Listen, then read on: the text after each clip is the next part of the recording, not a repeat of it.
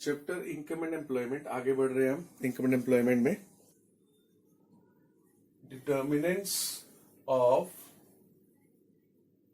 Investment. तो investment के दो डिटर्मिनेंट होते हैं, नंबर 1 MEI और नंबर 2 ROI। MEI का मतलब है मार्जिनल एफिशिएंसी ऑफ इन्वेस्टमेंट और दूसरा है रेट ऑफ इंटरेस्ट। तो डिटर्मिनेंट ऑफ इन्वेस्टमेंट यानी कि जब हम इन्वेस्टमेंट करते हैं तो हम हमारे दिमाग में ये दो बातें आती हैं। इन दो बातों को सोचकर ही हम डिसीजन लेते हैं कि हम इन्वेस्टमेंट करें या ना करें। ठीक है, अब मान लिया आपको कहीं भी इन्वेस्ट करना है तो आप भी ये दो चीजें जरूर सोचोगे। अब मैं आपको एक्सप्लेन करूं दो चीजें है क्या। पहले इसको हम अलग अलग समझ लेते हैं कि इनका मीनिंग क्या है, उसके बाद इसके साथ कनेक्ट करेंगे कि इन्वेस्टमेंट के लिए ये दो चीजें हम क्यों सोचते हैं। पहले इनका मीनिंग समझो। मार्जिनल एफिशिएंसी ऑफ इन्वेस्टमेंट का मतलब है कि जब हम इन्वेस्टमेंट करते हैं, मार्जिनल जहां आ गया मतलब एडिशनल यूनिट पहले आ गई। तो एडिशनल यूनिट की जब हम इन्वेस्टमेंट करते हैं, यानी कि जब मैंने मान लिया लाख रुपए इन्वेस्टमेंट कर रखा है, मुझे 1 लाख और मुझे इन्वेस्ट करना है ना, तो उसे कहते हैं मार्जिनल इन्वेस्टमेंट। अब उस मार्जिनल इन्वेस्टमेंट की एफिशिएंसी क्या है ये हम जरूर देखते हैं। एफिशिएंसी मतलब प्रॉफिट या इनकम, कि वो जो 1 और लाख में इन्वेस्ट करने वाला हूं वो मुझे क्या इनकम देने वाला है। फॉर एग्जाम्पल ये है इन्वेस्टमेंट और ये है उसका रिटर्न जो मुझे मिल रहा है। अब देखो, मैंने 1 लाख रुपए इन्वेस्ट किया, ठीक है, मुझे रिटर्न मिला 20,000। मैंने 2 लाख इन्वेस्ट किया, मुझे रिटर्न मिला 35,000। मैंने 3 लाख इन्वेस्ट किया, मुझे रिटर्न मिला 45,000। ये रिटर्न समझ में आ गया। जब हम इन्वेस्टमेंट करते हैं तो ऑब्वियसली रिटर्न मतलब रिटर्न का मतलब यहाँ पे प्रॉफिट से है, तो प्रॉफिट तो होगा ही होगा।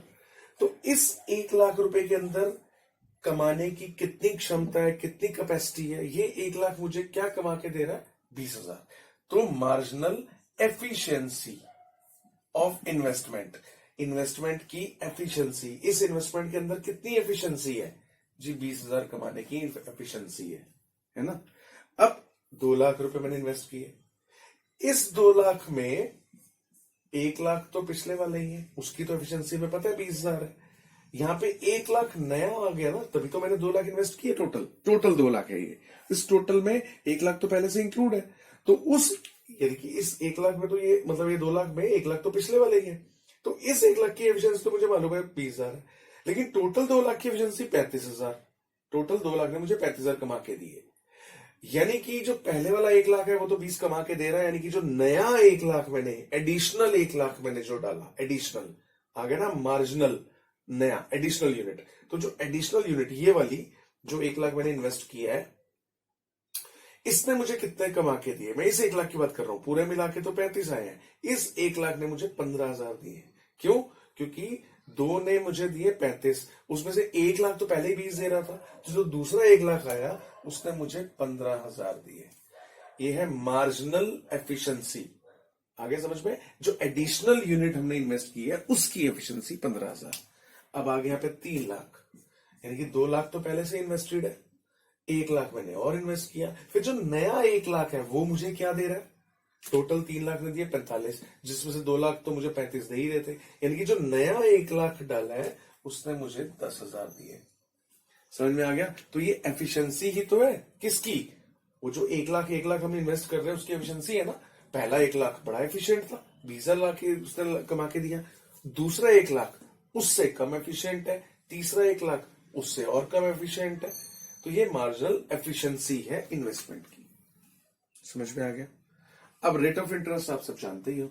रेट ऑफ इंटरेस्ट का मतलब हम जब इन्वेस्ट करते हैं तो वो इन्वेस्ट कैसे करते हैं, कहीं ना कहीं से हम उसे इंटरेस्ट पे लेके इन्वेस्ट करते हैं, उसे कहते हैं रेट ऑफ इंटरेस्ट, है ना। जैसे अगर मान लिया मुझे बिजनेस पे 1 लाख की जरूरत है, तो मैंने बैंक से कहा कि भाई मुझे बैंक लोन दे दो 1 लाख रुपए का।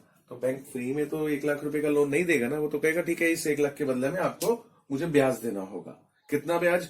बैंक कहता है जी 10% लेंगे हम, 1 लाख का 10%, 10,000 ब्याज हो गया। तो ये जो 10,000 रुपए, ये जो इंटरेस्ट है, ये क्या हुआ? Rate of interest. Rate of interest का मतलब क्या हुआ कि पैसे को लेने के लिए जो हमें खर्च करना पड़ता है वो रेट ऑफ इंटरेस्ट है ना। अब आप कहोगे सर जरूरी है खर्च करना है, 1 लाख आपने लोन क्यों लिया? लोन तो लिया, चलो ठीक है, 10,000 हमें रेट ऑफ इंटरेस्ट देना है। अगर आप 1 लाख घर से लगा दोगे तो भी उसका इंटरेस्ट 10,000 है। वो क्यों? देखो, आप बाहर से 1 लाख रुपए ले रहे हो, आप 10,000 रुपए इंटरेस्ट दे रहे हो।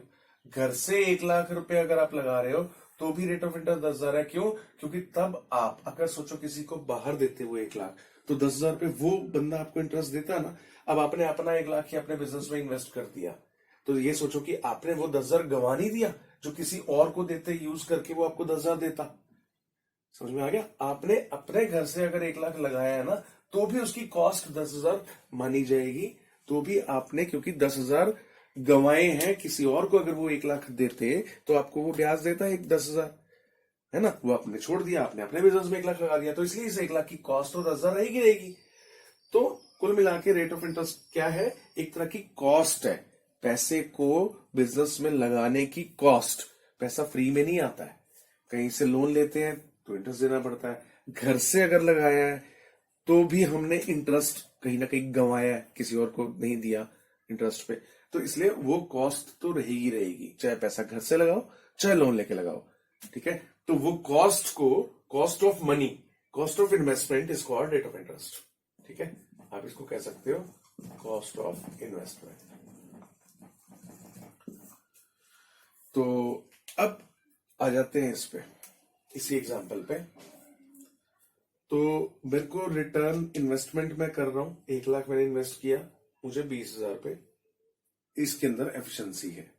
तो अब यहां पे आ जाओ, रेट ऑफ इंटरेस्ट की बात कर लेते हैं। इसमें कैसे उसको हम दिखाएंगे? यहाँ पे 1 लाख मैंने जो लगाया था उसकी एफिशिएंसी 20,000 थी, वो मेरे को 20,000 रुपए कमा के दे रहा था। अब मैं रेट ऑफ इंटरेस्ट मान लेता हूं कि 10% है जी, कि पैसा बाहर से जो लोन मिलता है या जो रेट है पैसे का वो 10% है। तो इस 1 लाख ने मुझे 20,000 कमा के दिया और रेट ऑफ इंटरेस्ट है 10,000, तो मुझे कोई प्रॉब्लम नहीं होनी चाहिए, क्योंकि 20,000 ये मुझे दे रहा है 1 लाख और 10,000 मुझे आगे देना पड़ रहा है, तो मुझे 10,000 का फायदा ही है ना। तो ये इन्वेस्टमेंट मैं जरूर करूंगा। क्या मैं अगला 1 लाख, ये वाला 1 लाख लगाऊं या नहीं लगाऊं? इस अगले 1 लाख ने मुझे क्या दिया? 35 तो टोटल दो ने दिया ना, इस अगले 1 लाख ने मुझे 15 दिया, और वो अगला 1 लाख भी 10,000 रुपए मैं देकर आया हूं रेट ऑफ इंटरेस्ट। 15 आ रहा है, एफिशिएंसी उसमें 15 कमाने की है और 10 मैंने दिया है, मैं अभी भी इन्वेस्टमेंट करूंगा। उसके बाद तीसरा 1 लाख, 2 लाख तो यहां तक हो गए, 3 लाख कब हुए? जब 1 लाख और लगाया मैंने। तो जो तीसरा 1 लाख यानी कि ये वाला 1 लाख मुझे कमा के दे रहा है 10, और इस 1 लाख के लिए भी मैंने 10,000 रुपए कॉस्ट भुगती होगी, इंटरेस्ट भुगता होगा 10। यहां पर मुझे इस 1 लाख को लगाने का कोई फायदा नहीं हो रहा, तो क्या मैं अब चौथा 1 लाख रुपए और लगाऊंगा? नहीं लगाऊंगा, इसके बाद मैं इन्वेस्टमेंट नहीं करूंगा, है ना। तो इन्वेस्टमेंट, देखो आपने, अभी हम यही बात कर रहे थे कि हम कैसे डिटरमाइन करेंगे कि हम इन्वेस्टमेंट करें या ना करें। सिंपल सी बात है, अगर आपका मार्जिनल एफिशिएंसी ऑफ इन्वेस्टमेंट ज्यादा है रेट ऑफ इंटरेस्ट से, तो गो फॉर इन्वेस्टमेंट, करो, जरूर करो, एफिशिएंसी ज्यादा है, रेट ऑफ इंटरेस्ट कम है। अगर marginal efficiency of investment equal हो गया रेट ऑफ इंटरेस्ट के, बस इसके बाद इन्वेस्टमेंट मत करना, क्योंकि इसके बाद क्या होने वाला है? मार्जिनल एफिशिएंसी ऑफ इन्वेस्टमेंट कम हो जाएगी, रेट ऑफ इंटरेस्ट ज्यादा हो जाएगा, तो ये आपके लिए बेनिफिशियल नहीं है, आप ये इन्वेस्टमेंट नहीं करोगे। समझ में आ गया? तो देखो, आपने इन्वेस्टमेंट का डिसीजन किन दो चीजों पे डिपेंड है, कि एमईआई क्या है और आरओआई क्या है, इसीलिए हम इसे बोलते हैं डिटर्मिनेंट्स ऑफ इन्वेस्टमेंट। ठीक है, इसमें एक बात एक और भी सुन लो कि जो एमईआई है ये फर्दर, एमईआई क्या, मार्जिनल एफिशिएंसी ऑफ इन्वेस्टमेंट, अच्छा इसको हम मार्जिनल एफिशिएंसी ऑफ कैपिटल भी कह सकते हो, ये फर्दर दो चीजों पे डिपेंड है। किस पर? कॉस्ट ऑफ न्यू एसेट्स और प्रोस्पेक्टिव यील्ड ऑफ एसेट्स। मतलब क्या हुआ इसका कि जब भी मार्जिनल एफिशिएंसी ऑफ कैपिटल, यानी कि हम ये देखते हैं कि जो हमारी जो कैपिटल हमने लगाई है या जो हमने इन्वेस्टमेंट कर रहे हैं, इन्वेस्टमेंट मशीन में भी कर सकते हैं, हम कैसे भी कर सकते हैं, तो कैपिटल भी बोल सकते हैं आप उसको। तो जो भी हमने मशीन ली है जिसमें हमने इन्वेस्ट किया है, तो उसकी कॉस्ट कितनी है, कॉस्ट ऑफ न्यू एसेट। आज मैंने एक मशीन लगा दी, उससे जो मेरे को रिटर्न आ रहा है वो रिटर्न, ठीक है, मेरी आज की प्रॉब्लम तो सॉल्व हो गई कि ठीक है जी रिटर्न आ रहा है और वो रिटर्न 10 साल तक आता रहेगा। लेकिन एक बात सोचो, वो 10 साल तक रिटर्न आने के बाद अगर उस मशीन की लाइफ 10 साल ही थी, 10 साल के बाद तो मशीन खत्म हो गई। अब मैं वो 10 साल के बाद जो मशीन खत्म हो गई उसके पैसे कहां से लाऊंगा? तो इसका मतलब क्या हुआ कि मुझे जो ये रिटर्न आ रहा है हर साल, जो एफिशिएंसी है, मुझे इसमें ये भी देखना है कि एफिशिएंसी जो आ रही है उसके अंदर से मैं कुछ पैसे और अलग करूं ना, ताकि, क्योंकि वो मशीन मेरी डेप्रिशिएट भी तो हो रही है ना, उसकी लाइफ भी तो खत्म होती जा रही है ना। तो मुझे ये भी देखना है, यानी कि जो एमईसी है, ये जो मार्जिनल एफिशिएंसी ऑफ इन्वेस्टमेंट है, इसमें मुझे इस बात का भी ध्यान रखना है कि जब ये मशीन खत्म हो जाएगी, एसेट खत्म हो जाएगी, इन्वेस्टमेंट निल हो जाएगी, तो उस समय जो नई इन्वेस्टमेंट होगी, जो नई कॉस्ट होगी एसेट की, वो कितने की होगी। और वो जो मुझे एसेट है, मुझे ये भी देखना है कि वो मुझे अपनी पूरी लाइफ में, वो एसेट अगर 10 साल चलेगा तो 10 साल में कितना कमा के दे देगा। ठीक है, तो डिटर्मिनेंट ऑफ इन्वेस्टमेंट के तो इन दो पे डिपेंड है, एमईआई और आरओआई। और एमईआई आगे दो चीजों पे डिपेंड है, कॉस्ट ऑफ न्यू एसेट और प्रोस्पेक्टिव यील्ड ऑफ एसेट्स। ठीक है, नेक्स्ट टॉपिक देखो। सेविंग जो होती है ये दो टाइप की है। एक तो होती है ex ante, ex ante saving. Ex ante, ante जो वर्ड है इंग्लिश वर्ड नहीं है, ये लैटिन लैंग्वेज का वर्ड है। इसका मतलब होता है प्लान्ड,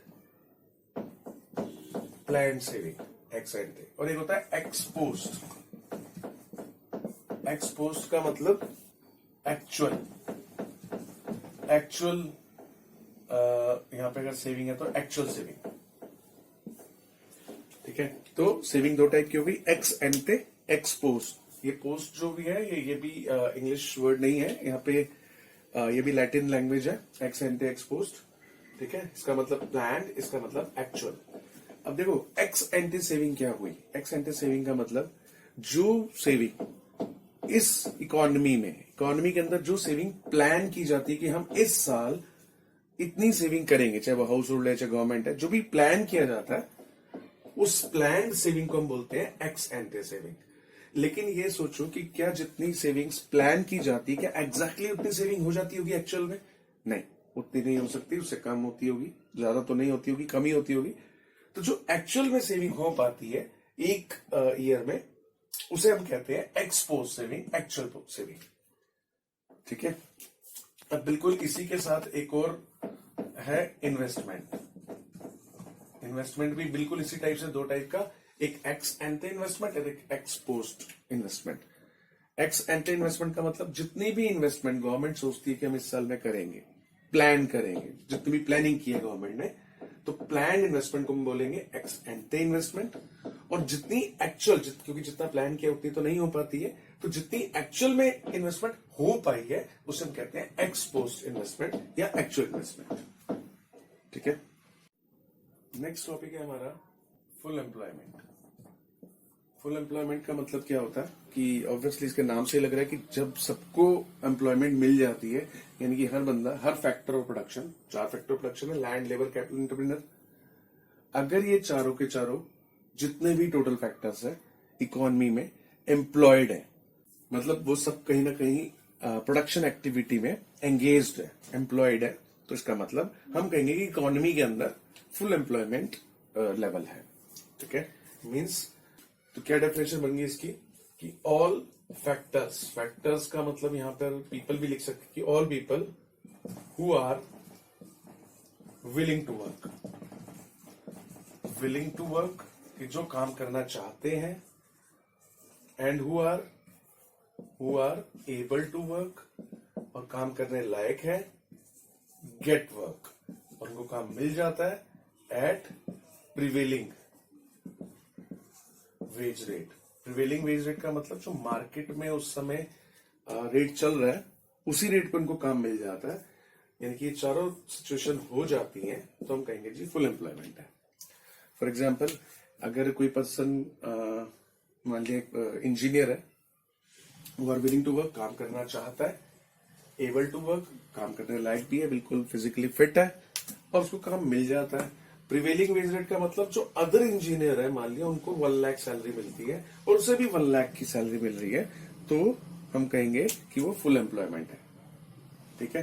हाँ, अगर अब ऐसा हुआ कि एक इंजीनियर है, विलिंग टू वर्क है, काम करना चाहता है, फिजिकली फिट है, काम भी मिल रहा है, लेकिन उसे कहा जा रहा है कि तू 20,000 रुपए ले ले, जबकि उसी काम के लिए दूसरे जो इंजीनियर है उनको 1 लाख मिल रहा है।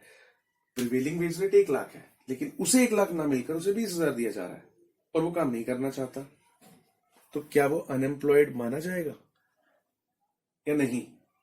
अब आप कहोगे सर उसको 20,000 रुपए काम मिल तो रहा है, तो वो जानबूझ के नहीं कर रहा।